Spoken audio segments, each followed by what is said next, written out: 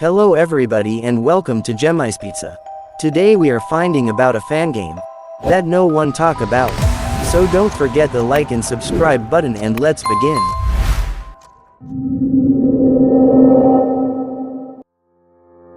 The show that looks at a cute, corporate approved waterfowl and says, yeah, that thing definitely has a human soul trapped inside it.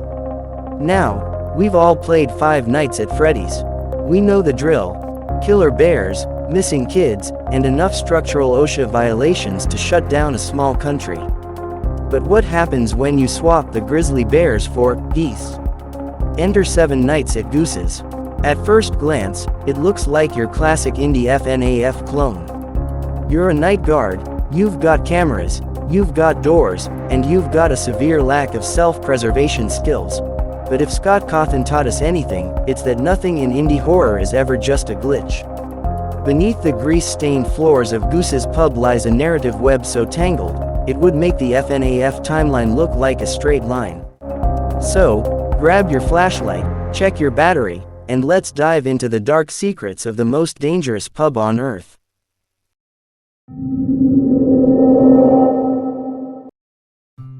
To solve a mystery, we have to follow the money and the corporate negligence.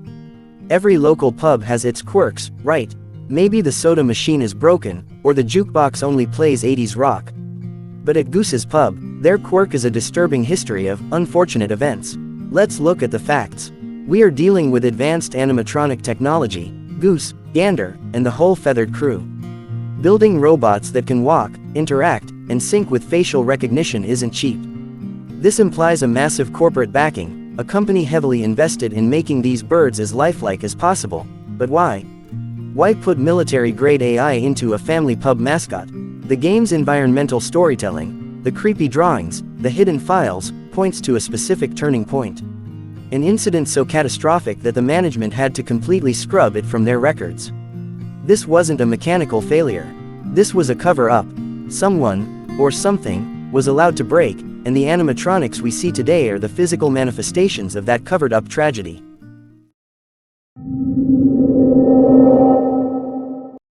But hey, you're not alone in the dark.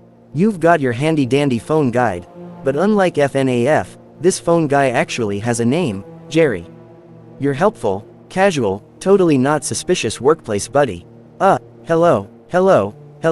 Welcome to your new career where you will almost certainly face an agonizing demise. Don't forget to smile, but let's actually listen to what Jerry is saying. In the first few nights, he treats the animatronics, lethal behavior like a minor inconvenience, like a printer jam. But by night 4 and 5, the corporate script starts to fracture. His breathing gets heavier, the pauses get longer, he lets slip details about the previous guy, and casual warnings about the birds, aggressive programming. Who is Jerry? He knows too much about the internal mechanics to be just a low-level employee, yet he's stuck working the shifts or recording these logs. Is he a whistleblower trying to save you? Or is he a puppet master, reading from a corporate script designed to keep you in that chair until it's too late? The audio clues point to the latter. Jerry isn't trying to help you survive, he's trying to keep you compliant so the company can use you.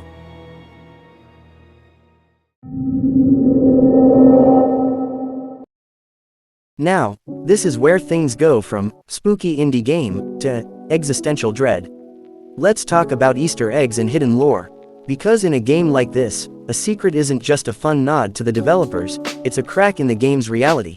Have you noticed the posters in the hallways changing when you blink? Or those ultra-rare, corrupted screens that flash for a single frame when the game boots up?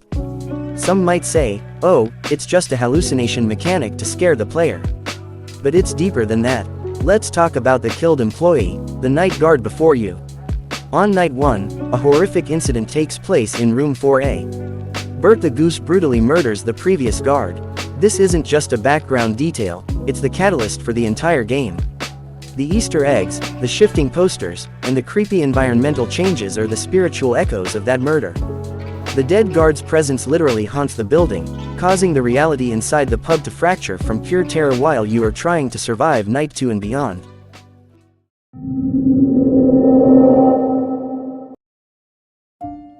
Hold on, wait a minute.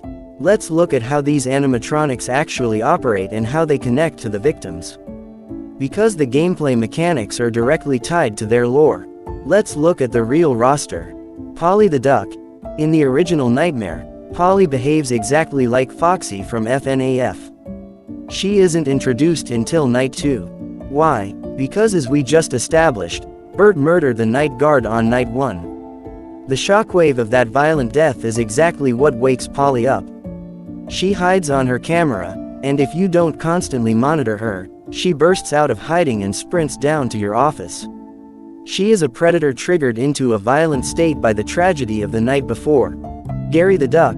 Now let's look at Garry, or Garry, the green mallard duck with the snappy bow tie. Garry doesn't even start attacking you until Night 4. He plays a dangerous game of peek-a-boo through the cameras. But here is the most insane piece of lore hidden in the game's history. Garry contains the soul of the guy in the green sweater. Yes, he is a possessed vessel. To make things creepier, in the sequel, Garry's body is locked away in a storage box, but his decapitated head is sitting right there in your office.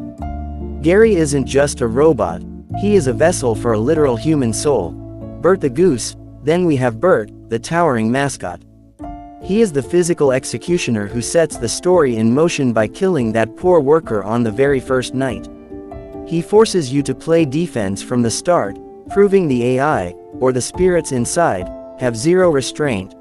Ronald, and finally, Ronald, who shows up late in the week, Night 6, to completely wreck your sanity, attacking from both doors.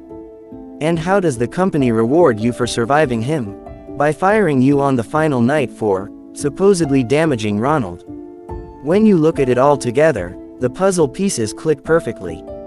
Bert is the killer, Polly is the stalker born from the Night 1 murder, Garry is the haunted vessel containing the soul of the green sweater guy, Jerry is the voice keeping you distracted, and Ronald is the corporate excuse used to frame you and kick you out before you can call the police.